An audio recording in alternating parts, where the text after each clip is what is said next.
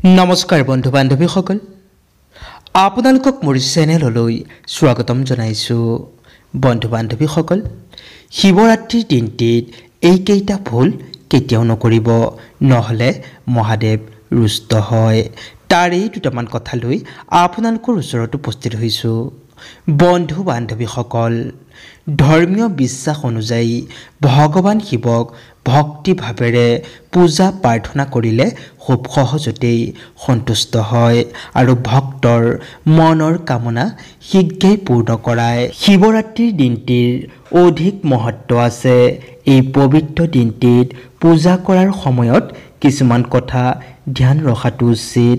মহাদেৱ যাতে ৰুষ্ট নহয় তাৰ প্ৰতি ধ্যান ৰাখিব। সেয়েহে এই পবিত্ৰ দিনটিত এই 5টা কাম একেবাৰে ভুলতো কৰিব নালাগে।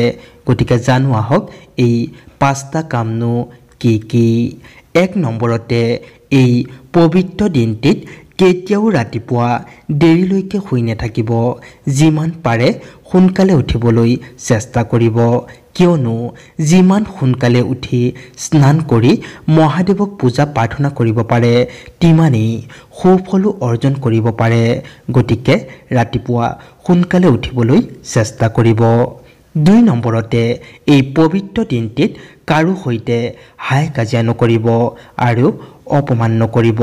খং ৰাগ আদিৰ পৰাও বিৰত থাকিব, কিয়নো এই পবিত্ৰ দিনটিত পবিত্ৰ মনেৰে থাকি মহাদেৱৰ পূজা প্ৰাৰ্থনা কৰিলে মহাদেৱ অত্যন্ত সন্তুষ্ট হয় আৰু সেই ভক্তক দুহাত ভৰি আশীৰ্বাদ প্ৰদান কৰে। 3 নম্বৰতে, শিৱৰাত্ৰিৰ দিনটিত মহাদেৱক পূজা কৰাৰ সময়ত কেতিয়াও তুলসী পাত ব্যৱহাৰ নকৰিব।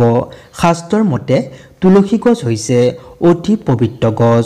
সকলো পূজা প্ৰাৰ্থনাতেই তুলসী পাত ব্যৱহাৰ কৰা হয়, কিন্তু শিৱ পূজাত তুলসী পাত কেতিয়াও ব্যৱহাৰ নকৰিব। 4 নম্বৰতে, শিৱৰাত্ৰিৰ দিনটিত শিৱলিংগত কেতিয়াও হালধি ব্যৱহাৰ নকৰিব। ইয়াক মানা আছে। 5 নম্বৰতে, এই শিৱৰাত্ৰিৰ দিনটিত কেতিয়াও আমিষ আহাৰ গ্ৰহণ নকৰিব।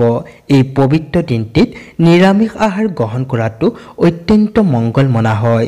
যদি ব্ৰত ৰাখিব পাৰে তেন্তে আৰু মংগল হয়।